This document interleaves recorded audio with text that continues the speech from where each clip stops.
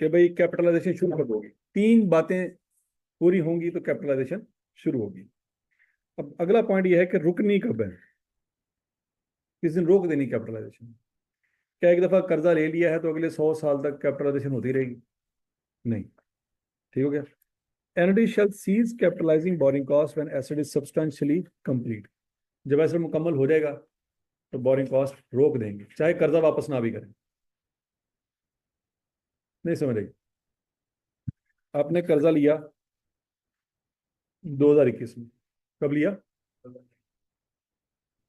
2022 में बिल्डिंग बन गई, 2022 में बिल्डिंग बन गई, और आपने कर्जा वापस किया 2025 में जाके। कर्जा वापस कब किया? तो क्या 2025 तक सूद पे करेंगे कि नहीं करेंगे? करेंगे। लेकिन 2025 तक का सूद बिल्डिंग की कॉस्ट में जाएगा, ये नहीं होगा। सूद पे करते रहेंगे जब तक कर्जा वापस नहीं होता, तब तक तो सूद पे करना ही करना। बैंक ने कहना भाईजान सूद वापस करो, कर्जा क्या कहते हैं, कर्जा वापस करो, सूद नहीं लेते। तुम कर्जा भी नहीं दे रहे और सूद भी नहीं दे रहे, क्या हम ये कह सकते हैं भाईजान साढ़े 2022 में बिल्डिंग बन गई उसके बाद सूद नहीं देना हमने? बैंक कहेगी यार ये क्या बात है। हम कहेंगे जी IS-23 के मुताबिक बिल्डिंग मुकम्मल, बात खत्म। तो बैंक मान लेगा ये बात? बैंक कहेगा यार ये क्या ड्रामेबाजी है।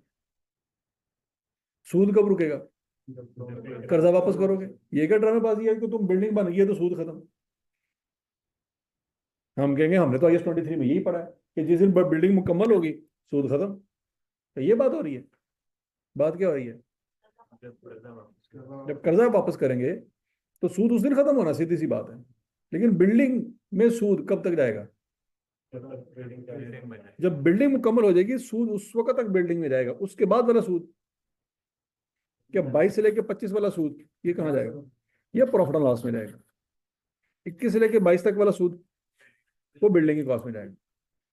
लॉजिक समझ आ गई कि नहीं आ गया? कर्जा वापस नहीं कर 10 साल तक नहीं किया तो कोई मसला नहीं, सूद तो पड़ेगा, लेकिन बिल्डिंग की कॉस्ट में नहीं जाएगा। क्यों? क्योंकि बिल्डिंग मुकम्मल होगी, स्टोरी खत्म होगी।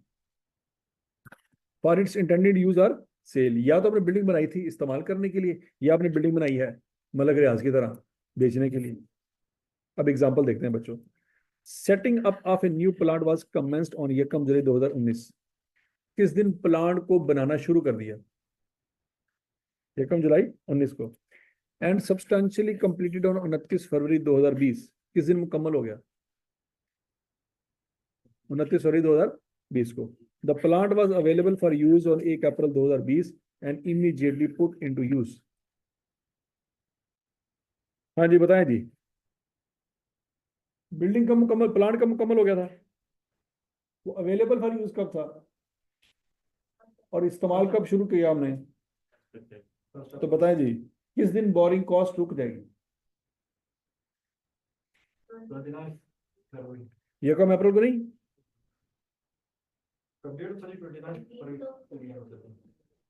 कंप्लीट कब होगी थी? अच्छा, डेप्रिसिएशन किस दिन से स्टार्ट होगी? डेप्रिसिएशन उस दिन से स्टार्ट नहीं होगी जिस दिन मुकम्मल हुई थी बिल्डिंग। डेप्रिसिएशन किस दिन से स्टार्ट होगी? जब अवेलेबल फॉर यूज हो। बिल्डिंग का मुकम्मल होना और अवेलेबल फॉर यूज होना, इसमें फर्क है। नहीं बात समझ लगी? बिल्डिंग मुकम्मल हो गई है लेकिन जरूरी नहीं है कि अवेलेबल फॉर यूज हो। ठेकेदार अपना काम करके चला गया, लेकिन इसका हरगिज मतलब ये नहीं कि अगले दिन आप बिल्डिंग इस्तेमाल करना शुरू कर देंगे। अभी हो सारा और बहुत सारे काम हैं। ठीक हो गया जी?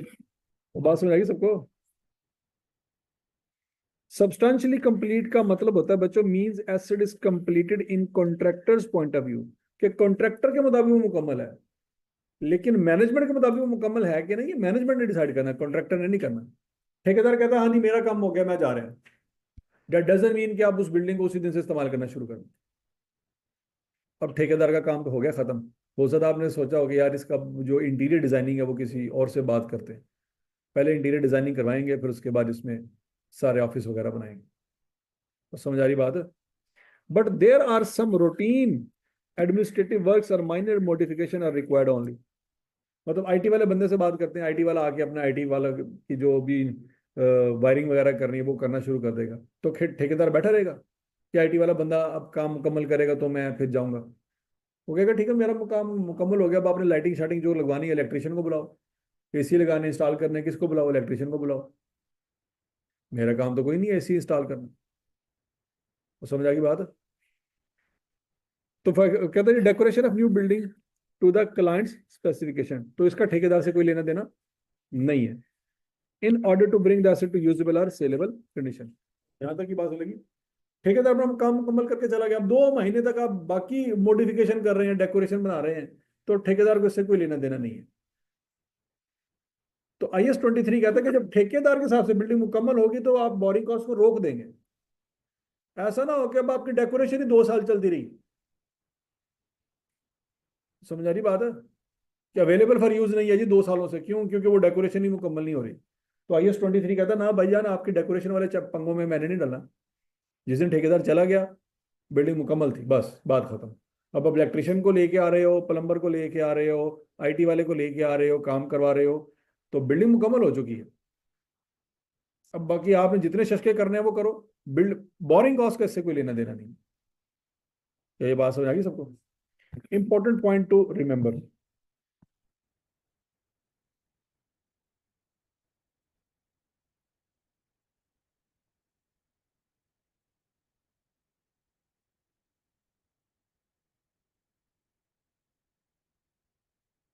इंपॉर्टेंट पॉइंट बच्चों क्या जी? If an asset is under process of construction और installation then it is called as capital work in progress. इसको क्या कहेंगे? फॉर एग्जाम्पल यहाँ पे प्लॉट है, खाली है, ठीक है जी। उस प्लॉट में आपने जनाब बुनियादें बनाई हैं और थोड़ी थोड़ी दीवारें खड़ी कर दी हैं, तो क्या हम उसको प्लॉट कह सकते हैं? वो प्लॉट तो नहीं है। लेकिन क्या हम उसको बिल्डिंग कह सकते हैं? वो बिल्डिंग भी नहीं है। क्या हम कह सकते हैं कि कितना शानदार घर बना है? अभी तो बना ही नहीं। नहीं बात समझा रही? अभी तो दीवारें खड़ी हुई हैं, अभी तो ईंटें लगी हैं बस, तो उसको घर तो नहीं कह सकते। लेकिन वो लैंड भी नहीं है, तो वो बीच वाली को स्टेज है। तो उसके लिए क्या वर्ड यूज करेंगे? Capital work in progress. If capital work in progress is being prepared by borrowing then it is also called as qualifying asset. अब वो आप मकान बना रहे हो, लेकिन उस पर अपना पैसा लग रहा है तो ठीक है, लेकिन अगर उस पर आप लगा रहे हो कर्जे का पैसा, तो फिर वो क्वालिफाइंग एसेट भी है। ठीक हो गया ना? While calculating the investment income to be deducted from the interest incurred, we will consider only that time period for which interest incurred is capitalized. वो कहता है कि अगर आपका इंटरेस्ट जो बिल्डिंग की कॉस्ट में गया है वो 6 महीने का गया है, कर्जा लिए 8 महीने हो गए, कितने महीने हो गए, लेकिन बोरिंग कॉस्ट को बिल्डिंग में डालते हुए 6 महीने हुए, क्योंकि 2 महीने आपने कर्जा पहले ले लिया था, बिल्डिंग शुरू ही नहीं की थी। तो बिल्डिंग की कॉस्ट में इंटरेस्ट कितने महीने गया? तो कहता है फिर वो उस कर्जे को जब आपने लिया और वो इस्तेमाल नहीं हुआ, उसको आपने इन्वेस्ट कर दिया, वहां से आपको इन्वेस्टमेंट इनकम आई, वो इन्वेस्टमेंट इनकम 8 महीने की नहीं होनी चाहिए, वो भी 6 महीने की होनी चाहिए। नहीं समझ रहे भाई? जो चीज बिल्डिंग की कॉस्ट में 6 महीने के लिए गई है, तो उसके ऊपर इनकम 8 महीने की जा सकती है? नहीं जा सकती। और समझ आ गया? तो 2 महीनों का इंटरेस्ट कहां जाएगा?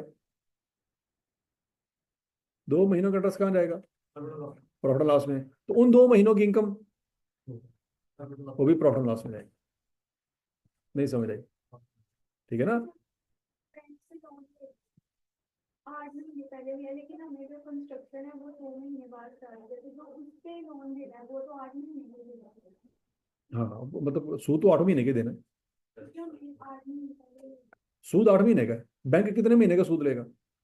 पॉइंट ये कि आपने 8 महीने को सूद को ट्रीट कैसे करना है, क्या करना है? तो 6 महीने बाद हमारी कंस्ट्रक्शन स्टार्ट, हाँ, तो हम कुछ पैसे को दे देंगे जो ठीक है। और कुछ इन्वेस्ट कर देंगे, हाँ, प्रॉफिट आएगा जो इंटरेस्ट आएगा हम्म वो। हम्म तो ट्रीट कहाँ करनी है? क्यों? ठीक है, वो इंटरेस्ट इनकम क्या सारी इंटरेस्ट इनकम प्रॉफिट लॉस में जानी है? हाँ। बाद में लेस करेंगे उसमें से। क्या सारी को लेस कर देंगे?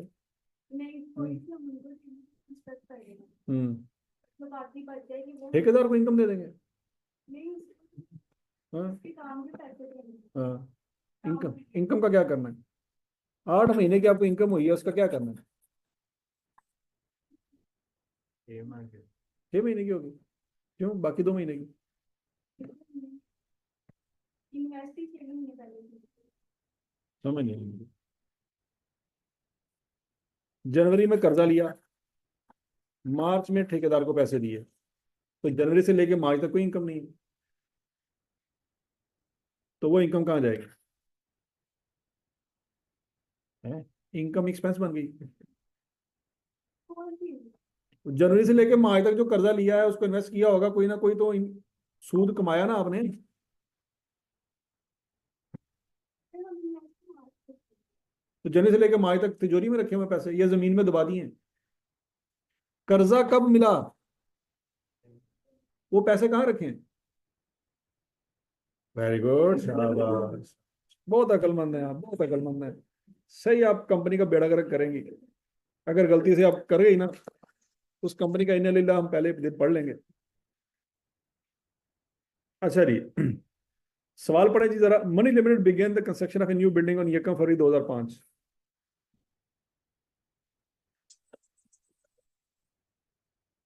किसने बिल्डिंग स्टार्ट की थी? 1 फरवरी 2005।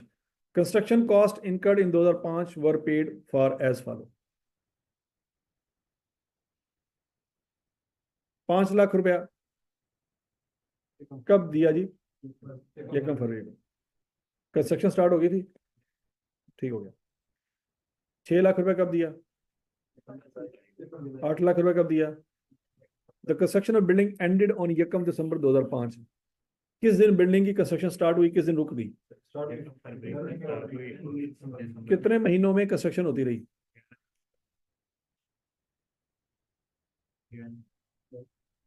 सोच, शाबाश शाबाश शाबाश। 10 महीने। देखो बच्चों, सबसे पहला जो आपने चवल मारनी ना पेपर में, आपके महीने ही नहीं सही कैलकुलेट होने। काउंट करो, काउंट करो सारे, पेपर में ये चवल मारनी है आप लोगों ने।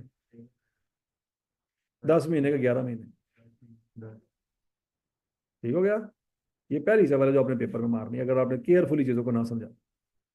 When the building was complete and ready for its intended use, the building is to be depreciated over 10 years to nil residual value using the straight line method.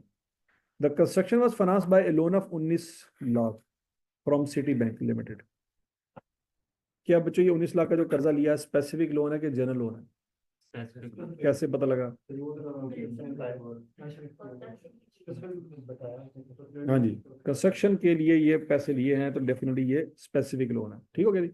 The loan was raised on 1 January 2005। कर्जा लिया कब था, लेकिन construction कब शुरू हुई? तो जनवरी के महीने का सूद नहीं देंगे हैं? बैंक वाले सूद माफ कर देंगे जनवरी को, वो तो मांगेंगे, लेकिन वो सूद जाएगा कहाँ पे? वो प्रॉफिट लॉस में जाएगा, क्योंकि बिल्डिंग उस वक्त बन ही नहीं रही थी। अच्छा, जनवरी में आपने कर्जा लिया, तो जनवरी में चूंकि ठेकेदार को पैसे कोई नहीं दिए, तो सारे के सारा पैसे पड़े होंगे आपके पास, कहीं इन्वेस्ट भी किए होंगे, तो उसके ऊपर इनकम भी आई होगी। वो इनकम कहाँ जाएगी? वो भी प्रॉफिट लॉस में जाएगी। क्यों बोला? बिल्डिंग तो बन ही नहीं रही थी। तो जब बिल्डिंग बन ही नहीं रही थी तो माइनस किस में से करेंगे? पहले तो बिल्डिंग का बनना जरूरी है, ठीक हो गया। The loan were raised on 1 January specifically to facilitate construction of the building. The interest rate is 25% per annum. There were no capital repayments during the year. Capital repayment का मतलब होता है बच्चों कर्जे की वापसी। कैपिटल रीपेमेंट का मतलब क्या है? कि कर्जे की वापसी कोई नहीं हुई। याद है हमने पहले दिन पढ़ा था कि कर्जा जब वापस होता है तो सूद कम हो जाता है। 120 मिलियन, फिर 115 मिलियन, फिर 110 मिलियन, याद आ रही स्टोरी? फिर 5-5 मिलियन से हमने कर्जा वापस किया था, वो कैपिटल रीपेमेंट्स होती है। कर्जा वापस करेंगे तो सूद कम होगा। Surplus funds were invested at 20% per annum. कर्जा किस रेट पे लिया था? किस रेट पे कर्जा लिया था? 25% पे। इन्वेस्टमेंट किस रेट पे है? 20%। The building is a qualifying asset for the purpose of IS 23। ये ना भी बताता तो हमें आइडिया है, कैसे पता लगा? ठीक है जी, इसको बनाने में 10 महीने लग रहे हैं, तो ये ना भी बताता तो सीधी सीधी बात है, ये क्या है? Qualifying asset. तो बच्चों जरा कैलकुलेट करें, शाबाश। Calculate the amount of borrowing cost that are eligible for capitalisation during the year ended 31 December 2005। जरा अपनी अपनी कैलकुलेशन करें, सही है या गलत है वो बाद में देखते हैं। कि भाई बताएं कितनी बोरिंग कॉस्ट है जो बिल्डिंग की कॉस्ट में ऐड होगी।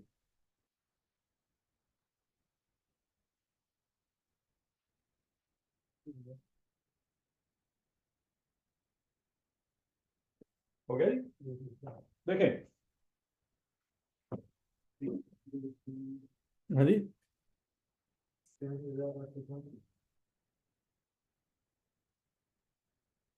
देखो बच्चों, 19 लाख पे सीधा सीधा 25% 10 बड़ा 12, ये 10 महीने कहाँ से आए, ये बात समझ आ गई।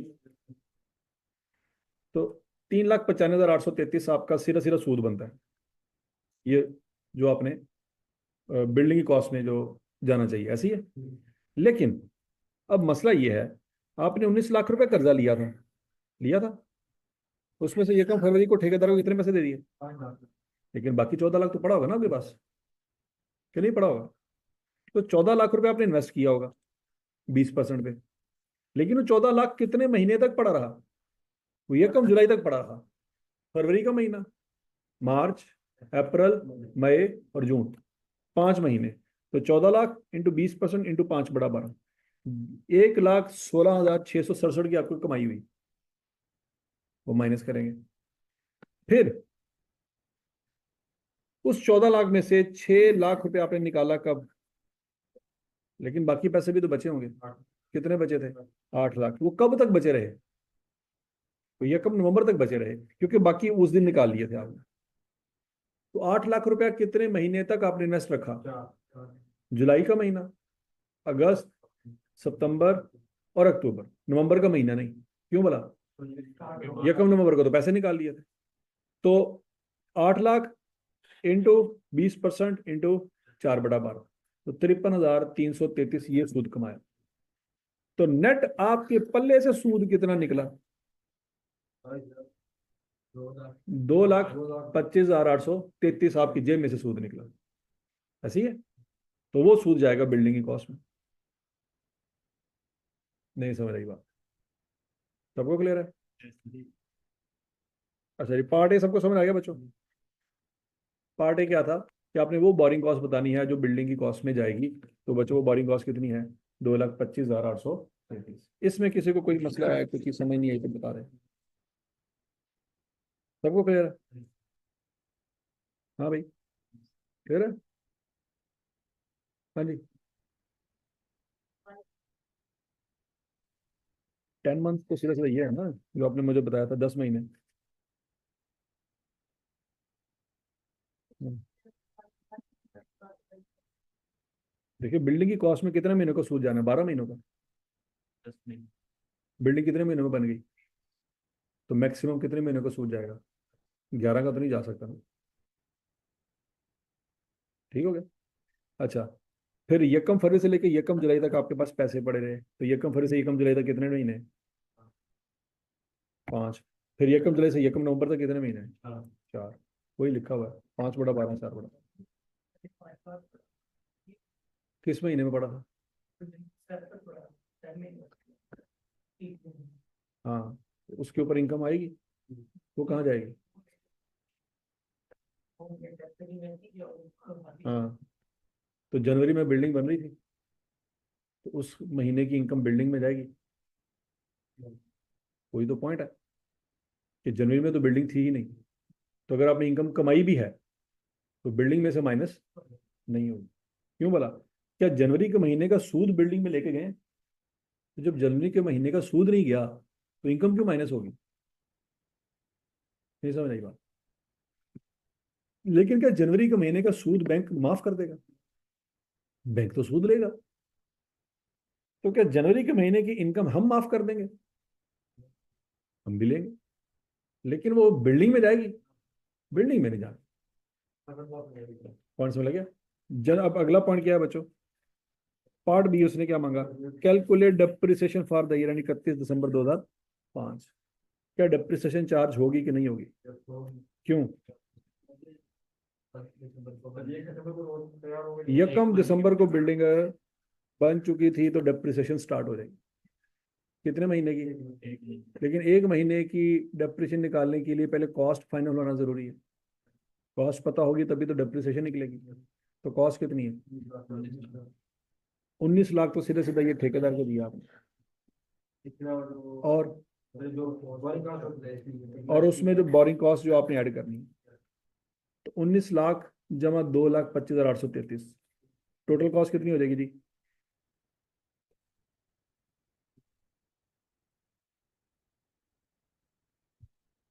ठीक हो गया जी, ये बच्चों कॉस्ट पड़ गई।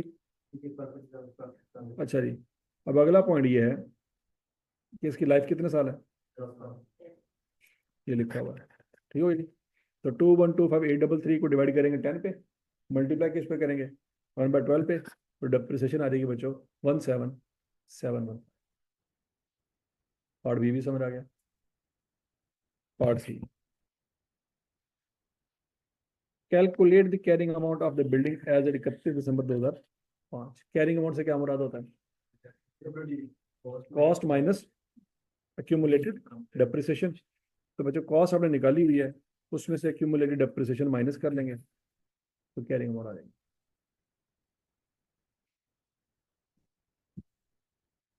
समझ आ गई बात?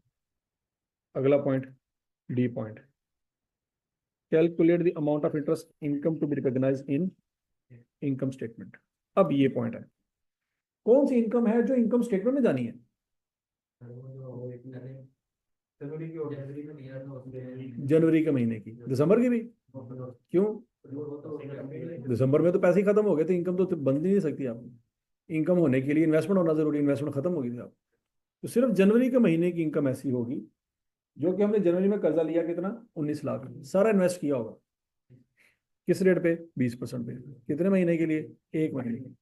तो 19 लाख इंटू 20% इंटू 1/12, 31,667 वो कमाई है जो इनकम स्टेटमेंट में जाएगी। नहीं समझ आई? क्लियर है? और सूद जो इनकम स्टेटमेंट में जाएगा वो कितना है?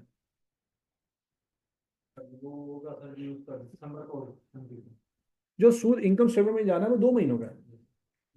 कौन कौन सा वाला? जनवरी का जाना है और दिसंबर का जाना है। ये पॉइंट समझ आया?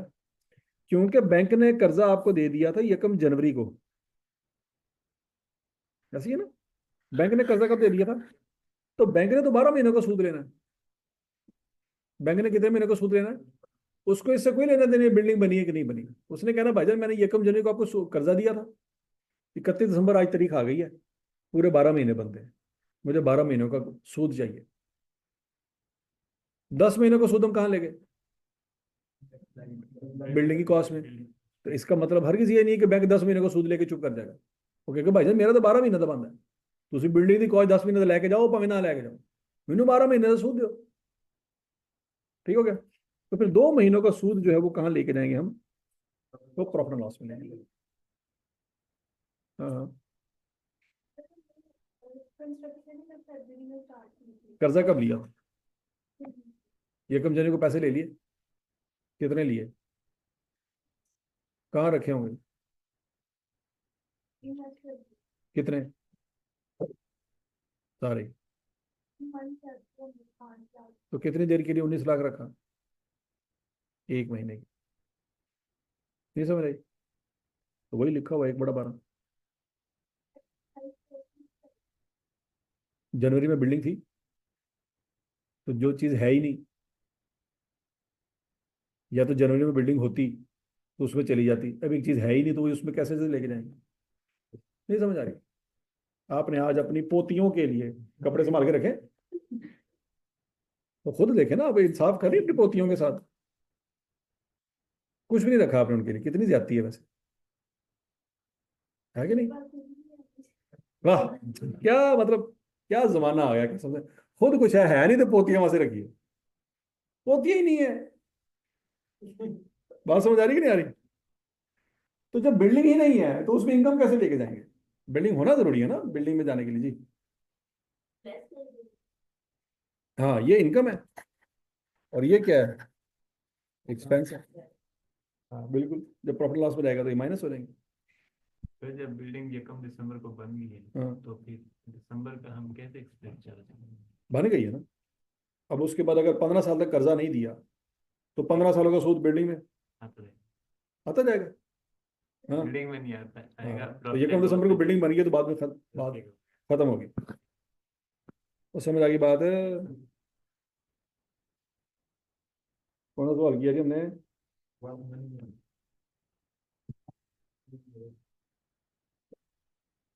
चलो जी, अब अगला सवाल है।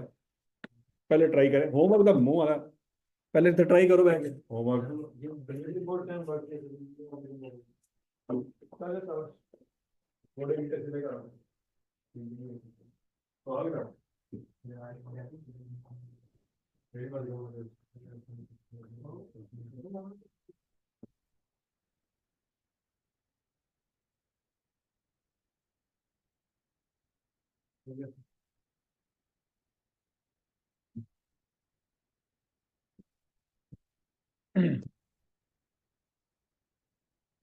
हाँ जी।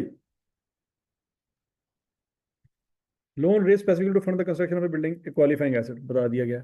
ओके जी। दो कर्जे लिए हैं, यकम जनवरी को यकम जून को। यकम जनवरी को कर्जा लिया 5 लाख 10% पे, यकम जून को कर्जा लिया 4 लाख 15% पे। तो ठीक है जी। लाख रुपए of loan B capital was repaid on यकम 31 जुलाई 2005। इसका मतलब है बच्चों कि ये जो लोन बी है ये वापस भी किया है। अगर वापस किया है तो फिर जुलाई के बाद 4 लाख पे रेट नहीं लगेगा। कर्जा कम हो गया तो सूद भी कम होना चाहिए। सिंपल सी बात समझ आ रही है ना? No other capital was repaid, मतलब और कोई वापसी नहीं हुई। The only interest income earned during the year was interest income earned on the investment of surplus fund from the surplus specific loan in a 6% interest account। ठीक है जी। Construction cost paid for as follow, ये कम मार्च को। अब मुझे बताओ building किस दिन से कंस्ट्रक्शन शुरू हुई जी बिल्डिंग की? ये कम मार्च के नीचे बताया हुआ है। किस दिन रुक गई? 25 कितने महीनों में बिल्डिंग तैयार हुई? 6 महीनों में बिल्डिंग तैयार हुई। ये बात सीधी सीधी समझ आ गई। तो मैक्सिमम सूद जो जाएगा वो कितने महीनों का जाएगा? 7 महीने का तो नहीं ना जा सकता। अगर 7 महीने का सूद पड़ भी रहा है फिर भी बिल्डिंग की कॉस्ट में 6 महीनों का ही जाएगा। नहीं समझ रही? अब पहला कर्जा कब लिया था? जनवरी को। तो क्या जनवरी के महीने का सूद बिल्डिंग की कॉस्ट में जाएगा? फरवरी का नहीं जाएगा। यहाँ तक की बात समझ आ रही है? वो कहाँ जाएगा? और जनवरी और फरवरी का अगर कोई इनकम आ रही हुई तो वो भी प्रॉफिट लॉस। समझ लगी बात की? Calculate the amount of borrowing cost that must be capitalised in IAS 23। अच्छा जी, देखते हैं जी। देखो बच्चों, 5 लाख रुपया कर्जा लिया आपने, किस रेट पे? 10% पे। इंटू क्या करेंगे? 6/12 क्यों करेंगे? हालांकि क्यों? क्योंकि मैक्सिमम बिल्डिंग में कितने महीनों का सूद जा सकता है? 7 का तो जा ही नहीं ना सकता, चाहे कर्जा लिए हुए साल गुजर जाए। बात में लगी है? कर्जा लिए हुए साल हो गया तो क्या लगे, क्या हो? बिल्डिंग कितने महीने में बनी है तो मैक्सिमम कितने महीने का सूद जाएगा? 6 महीने। उससे ऊपर नहीं हो सकता। यहां तक की बात में लगी? अच्छा, लोन बी। लोन बी में मसला है क्या? लोन बी 4 लाख रुपया था पूरा साल। हाँ, 1 महीना 4 लाख। कैसे पता लगा 1 महीना? नहीं, 1 महीना नहीं, 2 महीने। 2 महीने तक 4 लाख का था। जून और जुलाई। जुलाई के एंड में पेमेंट की है तो बच्चों 4 लाख इंटू 15% इंटू 2/12। ये 2/12 क्यों आया? ये बात समझ लगी? फिर उसके बाद क्या हुआ? 1 लाख वापस कर दिया। पीछे बाकी को लोन कितना रह गया? 3 लाख। वो कितने महीने तक रहा? 31 जुलाई से लेके 31 अगस्त तक। अगस्त में तो बिल्डिंग मुकम्मल होगी थी। तो 1 महीने तक कर्जा रहा 3 लाख रुपए। तो 3 लाख इंटू 15% 1/12। ये तीनों बातें समझ आ गई बच्चों? 25,000 कहाँ से आया? 10,000 कहाँ से आया? 3,750 कहाँ से आया? टोटल इंटरेस्ट कितना हो गया? 38,750। अब है इन्वेस्टमेंट इनकम। उस इन्वेस्टमेंट इनकम के बारे में हम कुछ बताया था। अच्छा जी, अगला पॉइंट है बच्चों, 5 लाख रुपया आपने कर्जा लिया था। ठेकेदार को पहले दिन कितने पैसे दिए? तो कितने बच गए होंगे? वो 2 लाख आपने इन्वेस्ट किया होगा। ऐसी है? तो 2 लाख आपने इन्वेस्ट किया होगा तो कितने महीने तक 2 लाख इन्वेस्ट रहा? मार्च का महीना और अप्रैल का महीना। तो 2 लाख इंटू 6% इंटू 2/12, समझ आ गई बात। फिर 30 अप्रैल को मजीद पैसे निकाल लिए वहां से, कितने, 1 लाख रुपए निकाल लिए। अब कितने पैसे पड़े हुए हैं, 1 लाख पड़ा हुआ है, कितने महीने के लिए, 1 महीने के लिए। कैसे, तो देखेंगे अप्रैल में हम पेमेंट कर रहे तो अप्रैल मई मई मई के महीने की सही हुआ और कर्जा लिया था वो चलो, तो बच्चों 1 लाख कितने महीने रहा, 1 महीने। फिर 1 महीने बाद आपने एक और कर्जा ले लिया, तो टोटल आपके पास इन्वेस्टमेंट कितनी होगी, 5 लाख। वो कितने महीने रही, 2 महीने। कौन कौन सा, जून का महीना और जुलाई का महीना। मतलब यकम जून से लेके 31 जुलाई तक ये 5-4 लाख भी आपके पास पड़ा रहा, उसमें वो पुराना 1 लाख भी पड़ा रहा। तो 5 लाख इंटू 6% इंटू 2/12, कितने कमाए, 5,000। फिर उसमें से कितने पैसे दे दिए, 2/20 दे दिया, 5 लाख में से 2/20 दे दिया, और 1 लाख ये वापस कर दिया। तो पीछे कितने पैसे रह गए, 1,80,000 रह गए। यहाँ तक की बात में लगी। 1,80,000 आया कहाँ से बच्चों, 5 लाख में से 1 लाख रुपया वापसी लोन की कर दी, और 2,20,000 ठेकेदार को दे दिए। तो आपके पास इन्वेस्टमेंट में कितने पैसे बच गए, 1,80,000 इंटू 6% इंटू 1/12, तो 38,750 में से इन्वेस्टमेंट इनकम माइनस करके 30,350 बचता है, जो बिल्डिंग की कॉस्ट में जाएगा। ये सारी कैलकुलेशन समझ आई है, इसमें कोई मसला है तो बताएं। 100% क्लियर है। Part B, calculate the carrying amount of asset as at 31 December 2005 assuming that useful life is 5 years। हाँ जी, कैरिंग अमाउंट निकालनी है। सबसे पहले क्या निकालेंगे, कॉस्ट निकालेंगे। तो जरा कॉस्ट तो निकालें कितनी बनती है।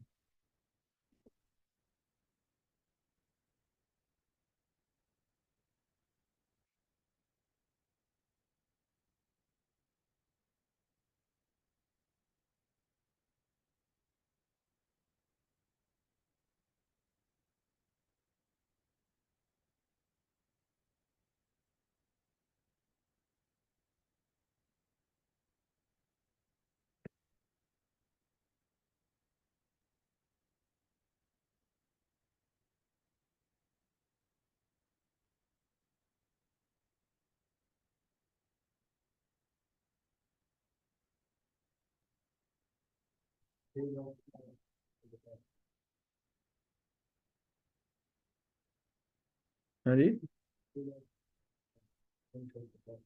वो कैसे, इन सबको टोटल करें, जो ठेकेदार को पैसे दिए 6,20,000, उसमें सूद ऐड करें, वो जो 30,350 है। तो टोटल बिल्डिंग की कॉस्ट कितनी हो जाएगी, 6,50,350। अब ये बिल्डिंग किस दिन मुकम्मल होगी थी, तो फिर डेप्रिसिएशन इसी से स्टार्ट होगी। कितने महीने की डेप्रिसिएशन चार्ज होगी, सितंबर, अक्टूबर, नवंबर, दिसंबर। ठीक है जी। तो बच्चों डेप्रिसिएशन आएगी, वो कैसे आएगी, 6,50,350 डिवाइड बाई किस पे करेंगे, डिवाइड किस पे करेंगे, 5 पे। 5 पे क्यों करेंगे, लाइफ 5 साल है, 5 पे डिवाइड करेंगे इंटू 4/12। ठीक है जी। तो 43,357 जाकर बिल्डिंग कॉस्ट में से माइनस कर देंगे। तो कैरिंग अमाउंट कितनी आ जाएगी, 6,06,993। यहाँ तक की बात में लगी। अगला सवाल जो है वो ये है, जो यहाँ पे पूछा नहीं गया लेकिन मैं आपसे पूछता हूँ। वो मुझे इंटरेस्ट बताएं जो प्रॉफिट एंड लॉस में जाएगा, और वो मुझे इनकम बताएं जो प्रॉफिट एंड लॉस में जाएगी। चलो जी शाबाश, ये करें। ये सवाल में मांगा तो नहीं हुआ, हौसला बच्चे, मैं आपको वैसे ही फाइल सेंड कर देता हूँ। यार ये बोरिंग कॉस्ट की फाइल बच्चों को वैसे सेंड कर दो, ठीक है, 1 नोट वाली। असद मियाँ आपके पास ऑलरेडी फाइल मौजूद है, जरा चेक करें।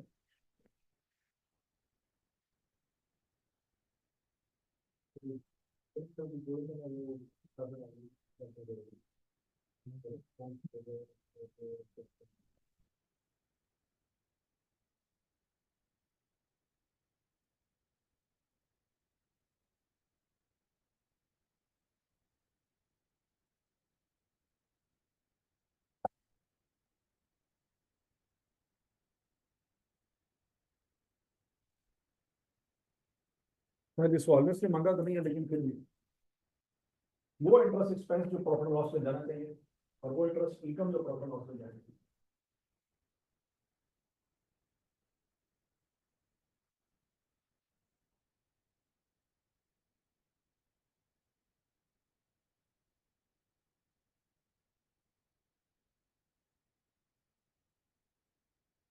हाँ जी, हो गया जी, बताएं जरा।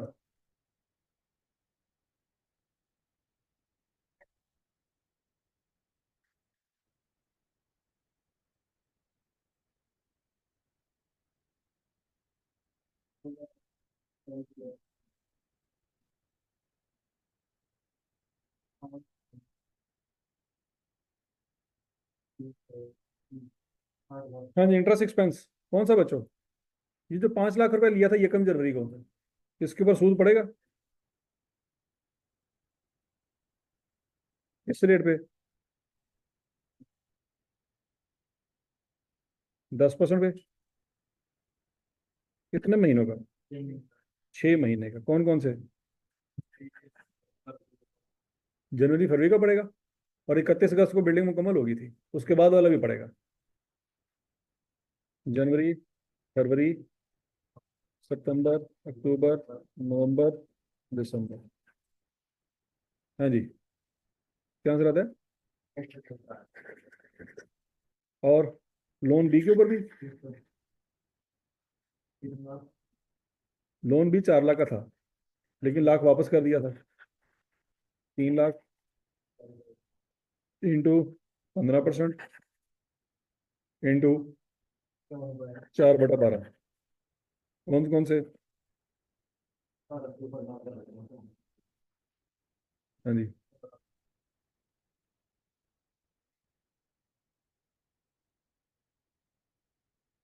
ठीक हो गया। D requirement.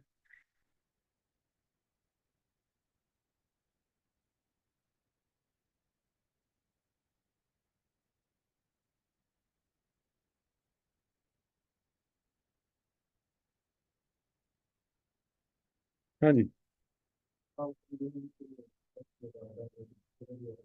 5 लाख जब आपने जनवरी में लिया था, ठेकेदार को तो दिया ही नहीं था। कितने परसेंट पे? 6% पे। कितने महीने? कौन कौन सा? जनवरी और फरवरी, बस, उसके अलावा कुछ नहीं।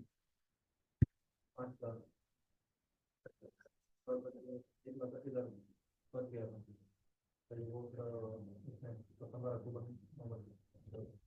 1,80,000 ही बच गया था 4 महीने के लिए।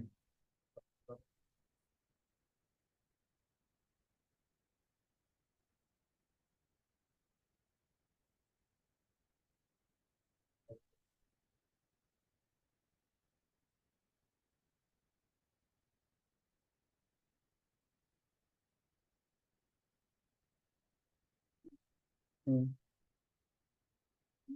कई साल आ तो हमने इस्तेमाल किया था एक महीने के बाद में हमने हाँ, तो इस पर इंडस्ट्री चार्ज तो उसका इंटरेस्ट हमने बिल्डिंग में डाल दिया ना, क्योंकि वो महीना वो था जब बिल्डिंग बन रही थी, तो वो तो बिल्डिंग में चला गया। तो प्रॉफिट लॉस में तो वो वाला सूद जाएगा ना जो अगस्त के बाद वाला था।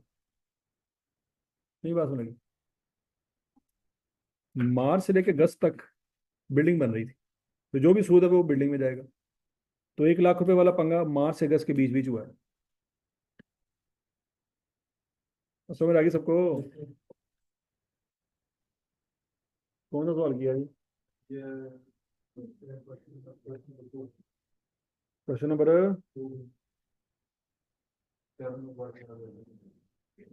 अच्छा जी। इसके बाद आ गया थी बच्चों जनरल बोरिंग।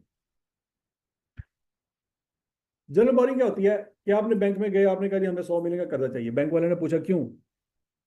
आपने कहा ਅਸੀਂ क्यों दसी ਤੁਹਾਨੂੰ ਅਸੀਂ 5 किलो सोना फड़ाया, फड़ो साइड दे दो, सानू कर्जा दो, बस।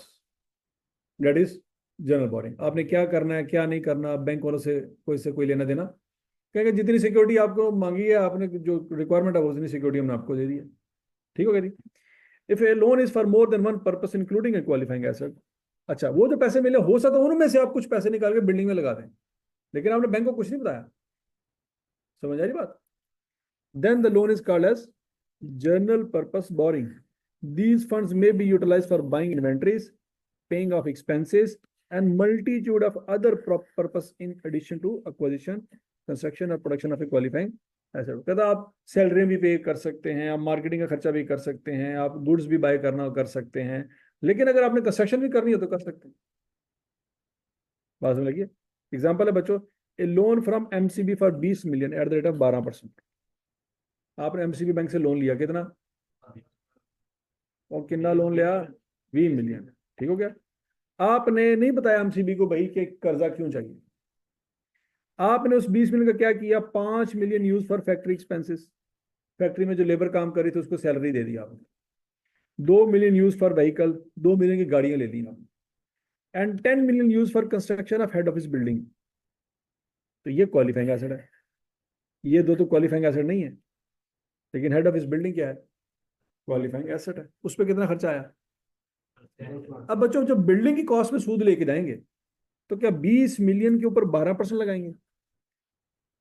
बिल्डिंग है कि मेरा की कसूर है? 10 मिलियन का बोलो तो सही। बिल्डिंग की कॉस्ट में जब सूद लेके जाएंगे तो क्या 20 मिलियन पे 12% लगाएंगे? अच्छा, बैंक ने जो सूद लेना है वो किस पे लेना है? वो 20 मिलियन पे लेगा। बैंक कहेगा भाईजान मेरा कंसेप्ट क्लियर है, मैंने तुम्हें कितने पैसे दिए, तो रेट क्या बताया था, तो मेरा 20 × 12 करो। बात समझ आई? उसको 20 × 12% करके जो भी बनता होगा उसको देंगे। लेकिन बिल्डिंग जो हेड ऑफिस की बिल्डिंग बना रहे हैं, क्या उसमें भी 20 × 12% करेंगे? नहीं, उसमें क्या करेंगे, 10 मिलियन इंटू 12% करेंगे। क्यों? क्योंकि बिल्डिंग में उतना इस्तेमाल हुआ है। तो जनरल बोरिंग में सारा लोन के ऊपर रेट नहीं लगाना। तो मेरा ये बात, जनरल बोरिंग में सारे लोन पे रेट लगा के सूद निकाल के बिल्डिंग में नहीं लेके जाना। क्या करना है, जितना उस पे इस्तेमाल हुआ, जितना लगाया है उस पे सूद लगा के वो बिल्डिंग में लेके जाएंगे। लॉजिकली समझ लगी? नहीं समझ लगी? अच्छा, फिर जितना लगाया है उसको इन्वेस्ट कर सकते हैं कहीं पे, कैसे?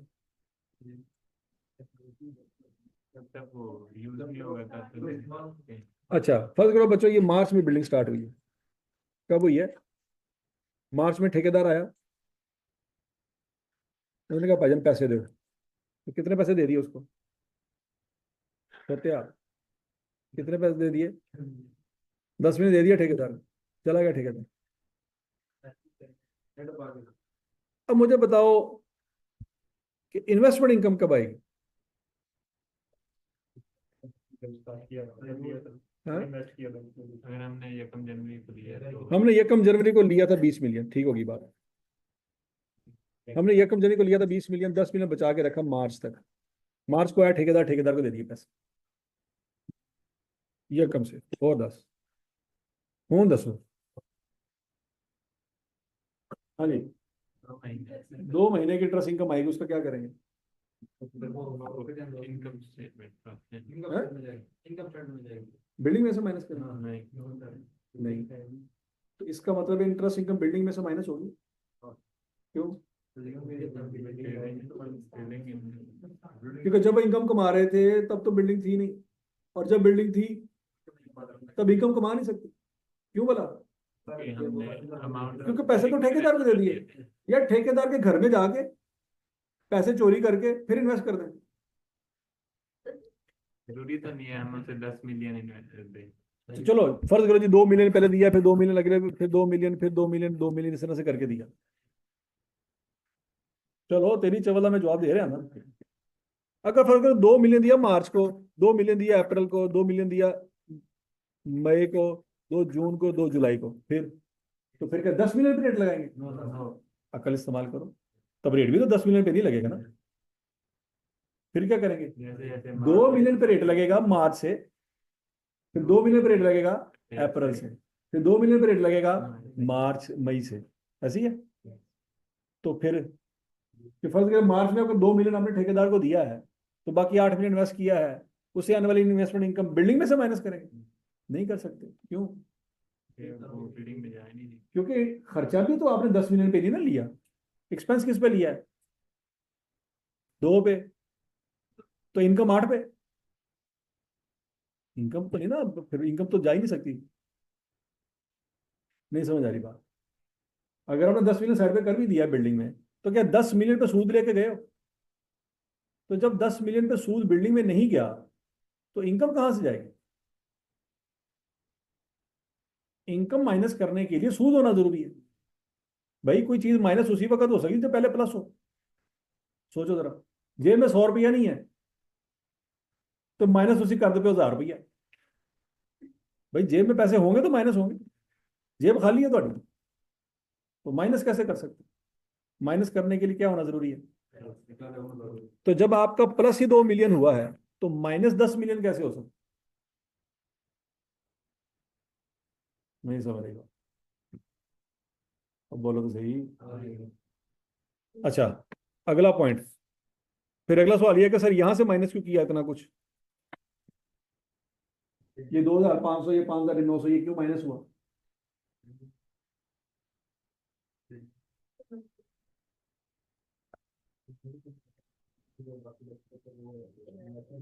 माइनस क्यों किया? इसी महीने में सभी वो ड्राइंग कॉस्ट प्राइस भी हो रही थी, तो इनकम क्या आ रही थी, तो इसलिए क्या जो आपने रेट लगाया उन पैसों पे लगाया जो ठेकेदार को दिए थे? किस पे लगाया? टोटल लोन पे लगाया। किस पे लगाया? क्या यहाँ पे रेट टोटल लोन पे लगा रहे हैं? टोटल लोन तो 20 मिलियन है। क्या 20 मिलियन पे रेट लगा के लेके गए बिल्डिंग में? जब टोटल लोन पे रेट नहीं ना लगा, तो इनकम कैसे माइनस करो? इनकम माइनस कब होगी? जब टोटल लोन पे रेट लगाओगे। आप यहाँ पे रेट किस पे लगा रहे हो? वो 10 कहाँ गया? किधर गया? वो 10 मिलियन किधर गया? गटर में गिर गया? कहाँ गया? किसको दे दिया? वो बोलो तो सही, किसको दे दिया? तो क्या वो हम इन्वेस्ट कर सकते हैं? तो वो इन्वेस्ट ही नहीं कर सकते। तो जब हम वो इन्वेस्ट ही नहीं कर सकते, तो इनकम कहाँ से आएगी? एक ही तरीका हो सकता है, ठेकेदार के घर जाके चोरी करें, फिर वो जाके इन्वेस्ट कर दें। ऐसी है।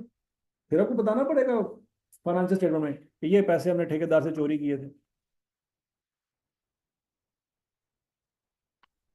अगर ऐसा हो कि हमें मालूम है कि बिल्डिंग पे 10 मिलियन का खर्च आएगा, लेकिन हम उसको जो ठेकेदार को जो पैसे देंगे वो इस तरह देंगे कि 2 लाख पैसे देंगे, आई लिखा है, आई लिखा है। तो वो तो स्टार्ट से हाँ, मार्च अप्रैल मई जून जुलाई 2-2 मिलियन। अब फिर तो रेट किस पे लगाएंगे? 10 मिलियन पे। तो जब रेट 2 मिलियन पे ही लगेगा, तो उसमें से इनकम माइनस होगी। 2 मिलियन किसको दे दिया? तो उसके घर जाके चोरी करेंगे। तो बाकी के ऊपर रेट लगाया, तो फिर रेट किस पे लगा? किसके पास गया? तो वो इन्वेस्ट कर सकते हैं। बाकी 8 मिलियन पे आप कह रहे हैं सर बाकी 8 मिलियन इन्वेस्ट तो किया होगा, लेकिन वो 8 मिलियन पर रेट लगा के बिल्डिंग में लेके गए हो, तो फिर सोचो ना। चलो जी, उसका सीधा सीधा जवाब यही है बच्चों कि 20 मिलियन में से 10 मिलियन आपने लगा दिया, बाकी 10 तो पड़ा होगा ना, फर्ज करो। तो उसकी इनकम बिल्डिंग में से माइनस करें। नहीं कर सकते। क्यों नहीं कर सकते? बिल्डिंग में गया ही। क्योंकि वो बिल्डिंग में गया ही नहीं। तो जो चीज बिल्डिंग में गई नहीं उसको निकालेंगे कैसे? नहीं समझ आ रही। जो किताब बैग में रखी नहीं, वो क्लासरूम में आके निकाल सकते हैं? सीधा जो जवाब है।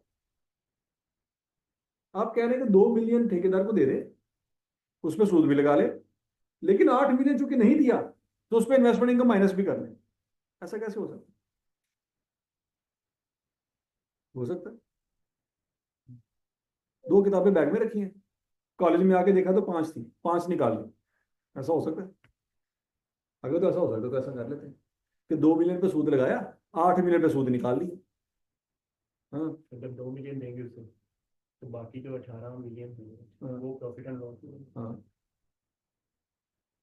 क्योंकि उसकी कॉस्ट में ऐड कितना किया है, तो -8 मिलियन कैसे करें? हाँ, नहीं समझ रहे। सही होता है, ठीक है जी।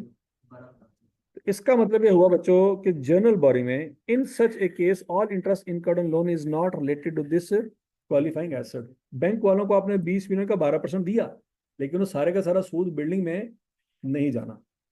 In case of general borrowing, amount of borrowing cost is to be capitalized is calculated as follow: expenditure on qualifying asset into rate into time period।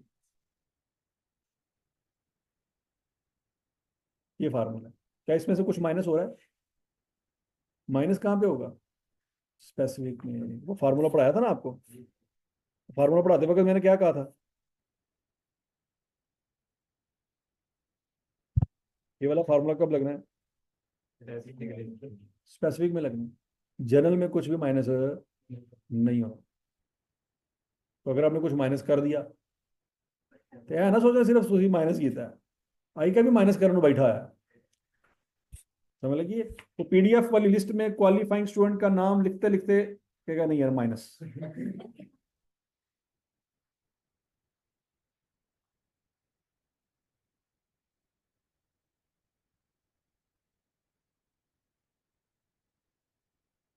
और समझ आ गई सॉरी।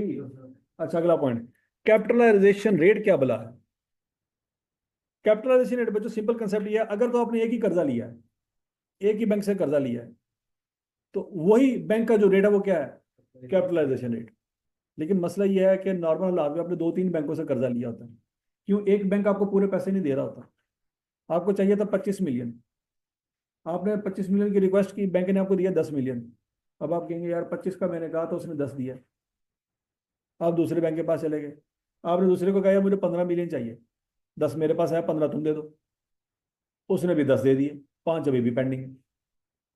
अब हम तीसरे बैंक के पास चले गए, तो उसको क्या कहेंगे? उसको 5 नहीं कहेंगे, अब हमें अकल आ गई है। अब हम उसको क्या कहेंगे? 10 चाहिए, ताकि वो क्या करे? 5 दे दे, तो 5 वापस कर देंगे। समझ लगी बात की नहीं? ठीक हो गया। तो हम क्या करेंगे जी, इस तरह से 3 बैंकों से कर्जा ले लिया, अब तीनों बैंकों का रेट सेम होगा? नहीं। तो जब पैसे आप ठेकेदार को दे रहे होंगे, तो आप ये 3 तिजोरी अलग अलग रखेंगे। ये एमसीबी बैंक वाली तिजोरी है, ये एबीएल वाली तिजोरी है, ये स्टैंडर्ड चार्टर्ड वाली तिजोरी है। तीनों में बाबा जी की फोटो डिफरेंट होगी। मतलब स्टैंडर्ड चार्टर्ड का जो 1000 रुपये वाला जो कलर है बैंक नोट है वो पिंक कलर का है, एमसीबी वाला येलो कलर का है ऐसे होगा? सारे पैसे मिक्स नहीं हो जाएंगे? तो बोलो तो सही। तो ठेकेदार को पैसे देते हुए देखेंगे कि एमसीबी वाले हैं क्या लाइट बैंक वाले हैं? नहीं, वो सारे इकट्ठे ही हैं। तो जब सारे पैसे इकट्ठे हैं तो रेट भी, फिर आपको क्या पता लगेगा कौन सा रेट लगना है? तो फिर क्या करेंगे? उस रेट की एवरेज निकालो, क्योंकि आपको नहीं पता कौन से वाले पैसे आप ठेकेदार को दे रहे हैं। नहीं समझ लगी? क्योंकि बैंकों के नोटों को आप अलग अलग रख सकते हैं, क्या वाले एमसीबी देने थे, वाले वो देने नहीं। तो ठेकेदार को दे रहे हो तो आपको क्या पता किस बैंक के पैसे आपने कितने दिए? नहीं बात समझ आ रही? ठीक हो गया। अगर तो एक ही बैंक है, if there is only one general loan then its rate is called as, जो रेट उसका बस अल्लाह है। मसला कब आएगा? If there is more than one general loan having different interest rate then we calculate an average rate of interest called as capitalisation rate. बच्चों क्यों में आपने फार्मूला पढ़ा था, अगर आपको याद होगा, वेटेड मीन वाला, summation W x over summation W. जिसका लोन ज्यादा है उसका वेट ज्यादा होगा, तो जिसका लोन कम है उसका वेट भी कम होगा। तो यहाँ पे सिंपल मीन वाला फार्मूला नहीं लगना, यहाँ पे कौन सा फार्मूला लगना है? वेटेड मीन वाला। हजम शुद्ध।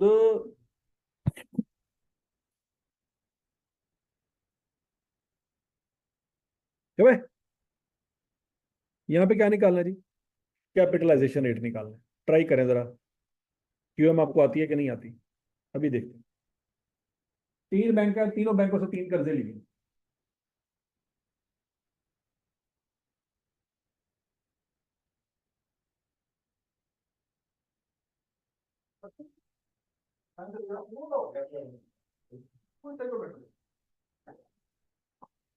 निकला?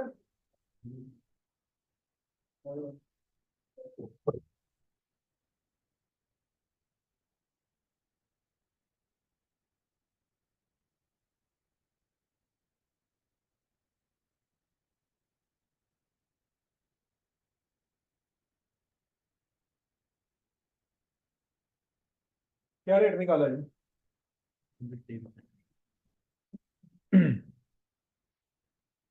हाँ जी, 7.3।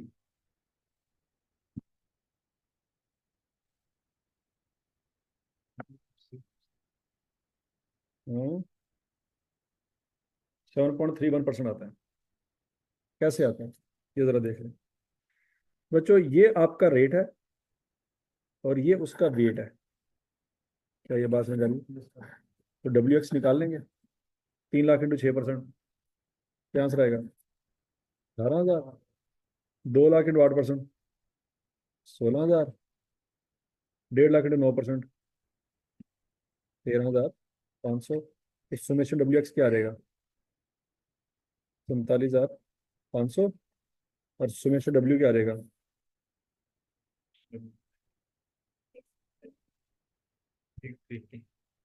650,000। ऐसी है। तो बच्चों 47,500 डिवाइडेड बाई 6,50,000 आंसर आ जाएगा 7.31। समझ आ गई? चलो जी बच्चों, ये नोट कर लें। Part B, part C, part D, ये आपने घर जाके करना। वो IS-23 आसान है, मुश्किल है?